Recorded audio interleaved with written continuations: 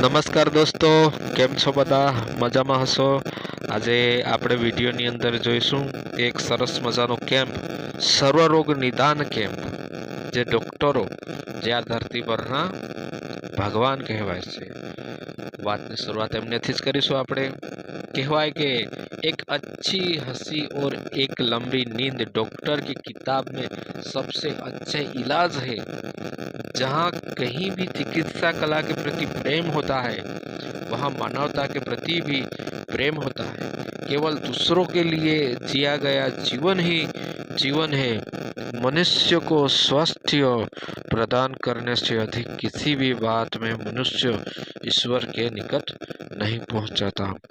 दोस्तों, અહીં ડૉક્ટરને આપણે ભગવાન તરીકે માનીએ છીએ ધરતી પરના સાક્ષાત. કારણ કે આપણું સ્વાસ્થ્ય જ્યારે લથડે છે ત્યારે પ્રથમ આપણે એમની પાસે જતા હોય છે અને એમનું ટ્રીટમેન્ટથી આપણે સારા થઈ જતા હોય છે. એટલે ખરેખર આ એક સુંદર મજાનો આપણે કેમ્પ જોઈ શકીએ છીએ, જેમાં સંત શ્રી હરિહરદાસ ગિરીશ બાપુ જે સંત કથાકાર છે, એમની રામકથા પણ ચાલી રહી છે. બહેટા મારુતિ ધામ, જ્યાં સુંદર પાટણગણ છે અને ત્યાં સરસ મજાનો મંડપ છે, ત્યાં રામકથા બી એમની ચાલી રહી છે. તો તેમની પ્રેરણા અને એમના શ્રેષ્ઠ વિચાર વતી એક કેમ્પનું આયોજન થયું. તો એમાં ગામના વ્યક્તિઓ તો ખરા જ, પણ આજુબાજુ વિસ્તારના વ્યક્તિઓમાં પણ પ્રચાર પ્રસાર કરવામાં આવ્યો. અને જે કોઈ આ મફત સેવા ઈલાજ લેવા માંગતા હોય એ જે બહેડા મારુતિ ધામ જે કેમ્પ છે ત્યાં આવી શકે એ રીતના કહેવામાં આવ્યું. ઘણા માણસો આવ્યા હતા દોસ્તો, અને કેમ્પનો શુભ આરંભ 10 વાગ્યાથી 1 વાગ્યા સુધીમાં રાખવામાં આવ્યો. જે ડૉક્ટરો શિવમ હોસ્પિટલ વાસદા ત્યાંથી સ્ટાફ આવ્યો હતો. તો એમનું પ્રથમ તો તેઓ આવ્યા તો એમને માન સન્માન આપવામાં આવ્યું, એમનું સ્વાગત કરવામાં આવ્યું. ત્યાર પછી તેઓ 10 થી 1ની અંદર પોતાના જે કાર્યો છે, ટ્રીટમેન્ટ છે, જે વ્યક્તિઓ આવ્યા, જે મરીઝો આવ્યા હતા, એમનો એમણે ઈલાજ કર્યો. તો ખરેખર આ જે કાર્યો છે એનું દરેક વ્યક્તિઓએ લાભ લીધો. આપણે જોઈ શકીએ છીએ દોસ્તો,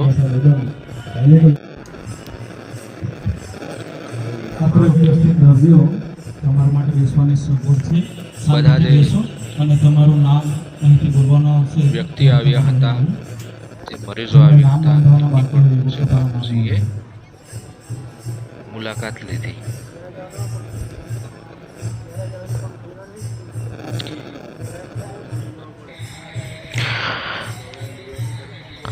ખરેખર આપણા સ્વાસ્થ્ય ખૂબ જ ઉપયોગી છે, કારણ કે આપણા જીવનની અંદર આપણે ઘણા બધા સપનાઓ હોય છે, કેટલીક એચિવમેન્ટ કરવાની હોય છે. એના માટે જરૂરી છે કે આપણા સ્વાસ્થ્યને આપણે સારું રાખીએ. તો એના માટે દોસ્તો આપણે કોઈક વ્યસનોમાં આપણા શરીરને નહીં બગાડી, કે પછી આપણા શરીરને કંઈક હાનિ થાય એવું કાર્ય નહીં કરીએ.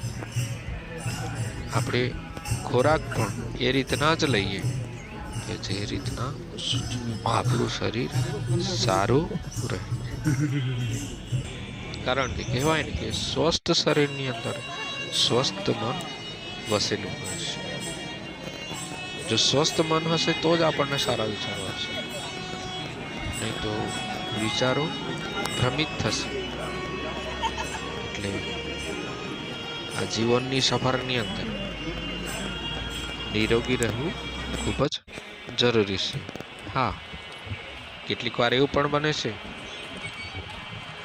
શરીર કેટલીક વાર બગડી પણ જાય છે અને સારું પણ થઈ જાય છે, પણ તેની તે રીતના આપણે સંભાળ રાખવું પડે. તો સાથે સાથે આપણે જીવનને ગંભીર પણ ના બનાવી દઈએ, પણ એને સારી રીતના માવજત રાખીને વિચાર સારા લાવીને સારું કોઈક